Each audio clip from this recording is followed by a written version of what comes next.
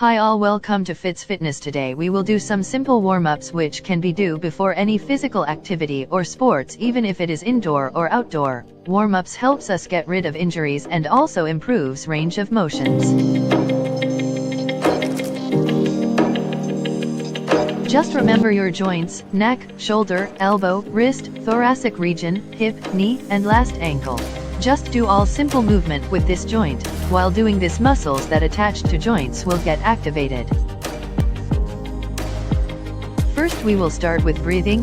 Benefits are decreases stress, increases calm, stimulates the lymphatic system, improves digestion, increases energy.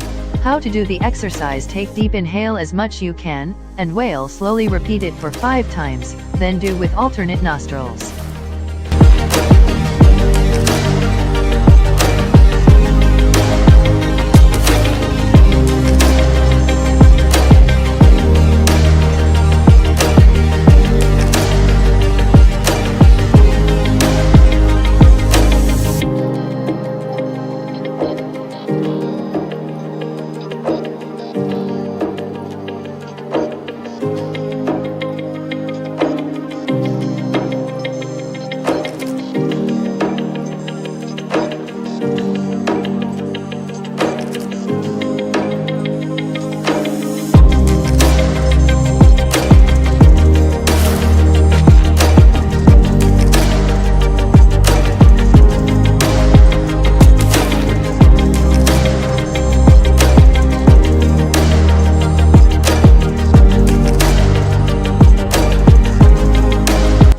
Now it's time for joints. Start with neck extension and flexion, lateral extension and flexion, neck right and left rotations, last circumdation on both sides. Each of them has 10 to 15 reps.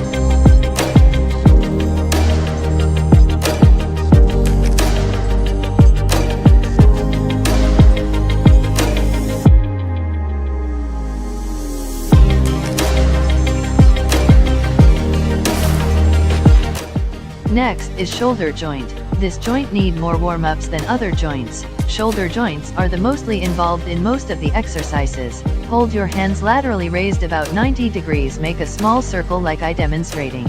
This will helps to activate our shoulder muscles and chest muscles. 10 to 15 reps in both direction. After small circle, make big circle, commonly known as shoulder. Circumdations in both directions, 10 to 15 reps.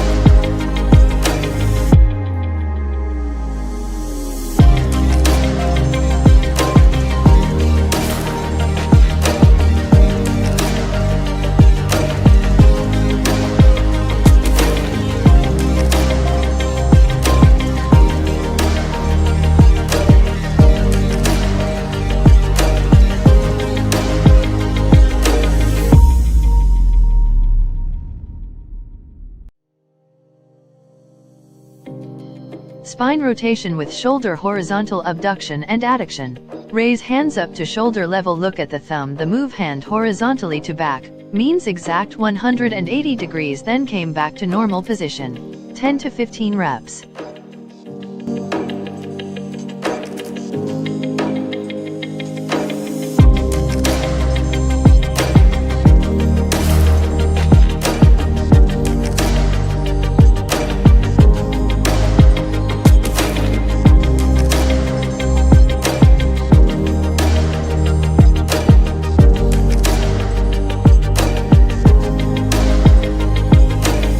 Shoulder flexed elbow flexion and extension, 10 to 15 reps. While doing this, biceps and triceps will get activated.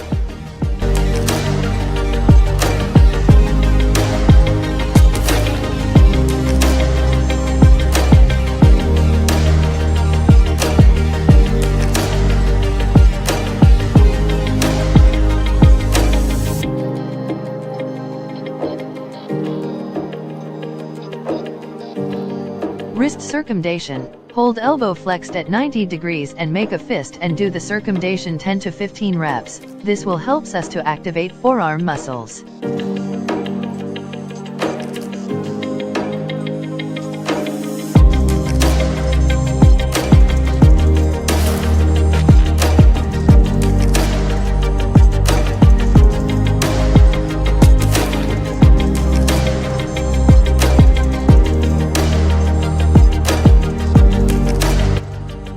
Torso or trunk flexion and extension.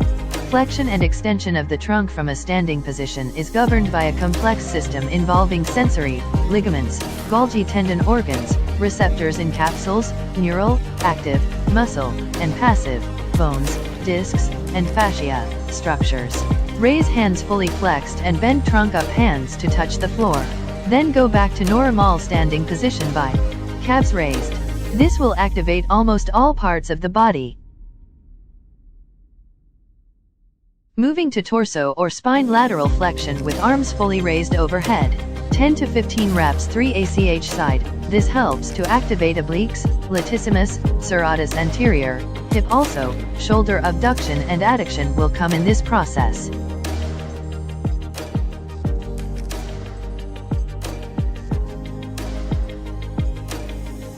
Hip flexion and extension. The hip flexors and extensors have to work together to maintain a neutral pelvis and allow a powerful and safe range of motion through the hip. When the femur is stabilized, activation of the hip extensors cause posterior pelvic tilt. 10 to 15 reps for both limbs.